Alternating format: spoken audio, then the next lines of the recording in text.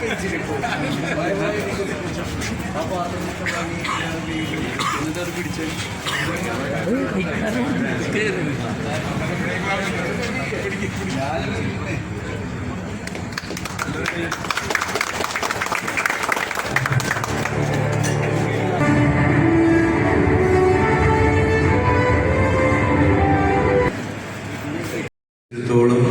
ഈ ഹോള് നമ്മുടെ ഇടവക ദൈവദിനത്തിന് മറ്റുള്ളവർക്ക് അവരുടെ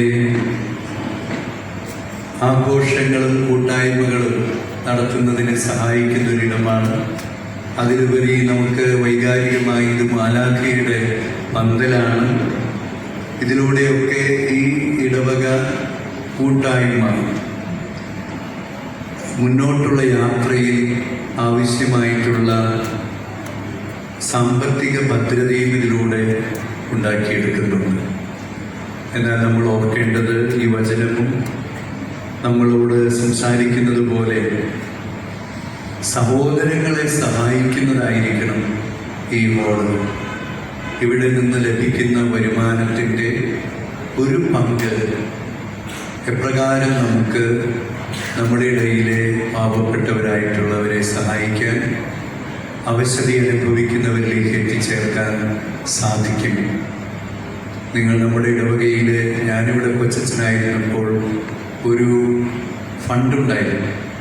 ആന്റണി, നമ്മുടെ റാഫേൽ ചിറ്റിലപ്പിളിച്ചിൻ്റെ കാലത്ത് പാവപ്പെട്ട രോഗികളെ സഹായിക്കാൻ, വീടുകൾ പുനരുദ്ധരിക്കാൻ, പണിതു കൊടുക്കാനൊക്കെ നമ്മുടെ ഇടവകയിൽ നിന്ന് ലഭിച്ചിരുന്ന എല്ലാ പണത്തിൻ്റെയും 100% അതിനുവേണ്ടി മാറ്റിവെച്ചിരുന്നു. ശതാംശമാണ്.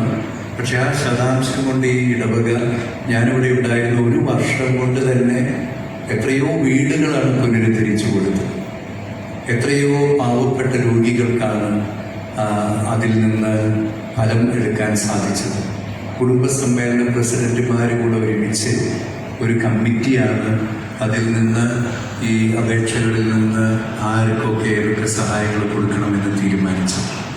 ഇന്ന് നമ്മുടെ ഇടവക ദൈവാനുഗ്രഹത്താണ്, ദൈവജനത്തിൻ്റെ വലിയ സഹകരണത്തോടെ മുന്നോട്ട് പോകുന്ന ഇടവകയാണ്. അതുകൊണ്ടാണ് നമുക്ക് ഇത്രയും മനോഹരമായിട്ടുള്ള ഹോള് ഇവിടെ പണിതുയർത്താനായിട്ട് സാധിച്ചത്. നമ്മളുടെ മണിമാളിക ഇത്രയും മനോഹരമായിട്ട് നവീകരിക്കാൻ സാധിച്ചു. ഇതിൽ തീർച്ചയായിട്ടും നമ്മുടെ വികാരിയച്ഛൻ്റെ വലിയ ദീർഘവീക്ഷണമുണ്ട്, കഠിനാധ്വാനമുണ്ട്. നിങ്ങളെല്ലാവരെയും ഒത്തുചേർത്ത് സഹകരിച്ച് ഇതിന് വേണ്ടി വിഭവ സമാഹരണം നടത്താനുള്ള കഴിവ് അച്ഛനുണ്ട്. അതിന് ഞാൻ ഏറ്റവും സ്നേഹത്തോടെ അച്ഛനെ അഭിനന്ദിക്കുകയാണ്. അച്ഛനോട് ചേർന്ന് നിന്ന് പ്രവർത്തിച്ച കൈക്കാരന്മാരെ എല്ലാവരെയും ഈ ചുരുങ്ങിയ നാളുകൊണ്ട് നിങ്ങൾ ചെയ്ത ഈ വികസന പ്രവർത്തനങ്ങളെ പ്രത്യേകമായിട്ട് അഭിനന്ദിക്കുന്നു. അവർക്കൊരു കൈയടി കൊടുക്കും. അതോടൊപ്പം നിങ്ങളുടെ ഇനി കയ്യടി കൊടുക്കേണ്ടത്, ഇതിലൂടെ നിങ്ങൾ ഇനി ഏതൊക്കെ വിധത്തിൽ പാവപ്പെട്ടവരെ സഹായിക്കാം, അതിനുള്ള ഫണ്ട് എങ്ങനെ നിങ്ങൾ മാറ്റിവെക്കാം എന്ന് തീരുമാനിക്കുന്നതിന് കൂടി ഒരു കയ്യടി കൊടുത്തൂടെ? ആ തീരുമാനം നിങ്ങൾ നടപ്പിലാക്കാൻ ദൈവം അനുഗ്രഹിക്കട്ടെ എന്ന് പ്രാർത്ഥിക്കുന്നു. നമുക്കെല്ലാവർക്കും എഴുന്നേറ്റ് നിന്ന് കർത്താവിന് പ്രതിഷ്ഠിക്കപ്പെടുന്ന ഒരു ഹോളായിട്ട് ഇത് മാറുകയാണ്. അതുകൊണ്ട് തന്നെ കർത്താവിന് ഇഷ്ടമില്ലാത്ത യാതൊന്നും ഈ ഹോളിൽ സംഭവിക്കാതിരിക്കാൻ നമുക്ക് ആത്മാർത്ഥമായിട്ട് പ്രാർത്ഥിക്കാം. പകരം ഇത് വലിയ സൗഹൃദങ്ങളുടെ ഇടമായിട്ട് തീരാൻ, കുടുംബങ്ങളുടെ കൂട്ടായ്മയുടെ ഇടമായിട്ട് തീരാൻ, എല്ലാവരും പരസ്പരം പങ്കുവയ്ക്കുന്ന മാലാഖയുടെ പന്തലായിട്ട് തീരാൻ, നമ്മുടെ ഊട്ടിൻ്റെയും നേർച്ചയുടെയും ഒക്കെ വഴികളിലൂടെ നമ്മുടെ കൂട്ടായ്മയെ വർദ്ധിപ്പിക്കുന്ന സ്ഥലമായി തീരാൻ, അനേകം പാവപ്പെട്ടവർക്ക് അത്താണിയായി തീരാൻ നമുക്കൊരു നിമിഷം മൗനമായി പ്രാർത്ഥിക്കാം.